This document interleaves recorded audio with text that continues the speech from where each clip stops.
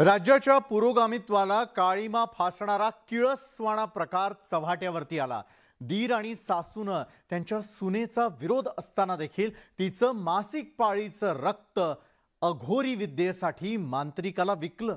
बीडमध्ये घडलेल्या या घृणास्पद प्रकरणामध्ये पुण्यात तक्रार नोंदवून गुन्हा देखील दाखल करण्यात आलेला आहे।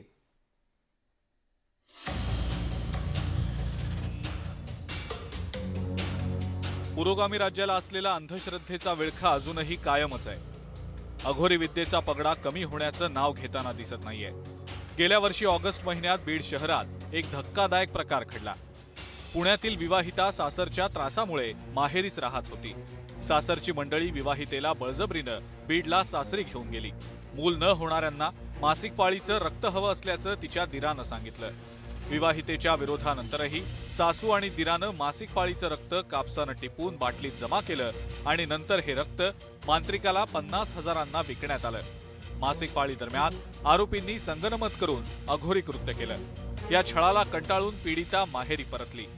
त्यानंतर विवाहितेनं विश्रांतवाडी पोलीस स्टेशनमध्ये तक्रार दाखल केली आहे। पोलिसांनी या प्रकरणी जादूटोणा कायद्याअंतर्गत गुन्हा दाखल केला आहे। अघोरी कारणासाठी पाहिजे असं तिला सांगून तिच्या इच्छेविरुद्ध त्या वेळेला सलग 3 दिवस तिला व्यवस्थित करून तिचा दीर, तिचा मावस दीर, त्यांचा भाचा आणि गावातला एक जण अशा मिळून तिचं ते मासिक पाळीतलं रक्त काढून ते बाटलीत वगैरे कापसाने काढून ते घेतल्या। अशा प्रकारच्या भीषण गोष्टी घडतात की ताबडतोब पहिलं ती पुणे महानगरपालिकेत आहे का असं म्हणून सीपींशी बोललो। मग त्यातून ती पुणे ग्रामीणमधली घटना लक्षात आली। पुणे ग्रामीणच्या एसपींशी तातडीने बोलून त्यांना असं म्हटलं मला फर्स्ट रिपोर्ट लगेच हवा आहे की नेमकं काय झालं आहे आणि त्या घडलेल्या घटनेप्रमाणे जेवढी कडक कलमं लावता येईल तेवढी लावा। याचं कारण अशा प्रकारच्या घटनांमध्ये करताना जी भीती कायद्याची वाटत नाहीये ती कायद्याची भीती वाटली पाहिजे। विद्येचं माहेरघर असलेल्या पुण्यात हा घृणास्पद प्रकार घडल्यानं सर्वांनाच धक्का बसलाय। नुकताच आपण जागतिक महिला दिन साजरा केला, मात्र अजूनही समाजाची मानसिकता बुरसटलेली असल्याचं स्पष्ट होतंय। या प्रकरणी राज्य महिला आयोग संबंधितांना निर्देश देईल असं रुपाली चाकणकर यांनी स्पष्ट केलंय।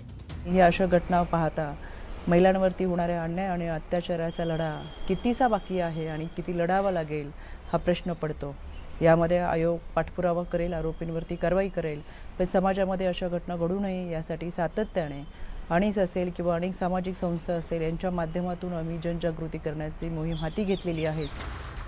पुणेच नव्हे तर राज्यातील इतर शहरात आणि ग्रामीण भागातही अंधश्रद्धेचे अनेक प्रकार उघड झालेत। याच वर्षी पुण्यामध्ये जानेवारी महिन्यात एका महिलेसोबत अघोरी पूजेचं कृत्य घडलेलं होतं।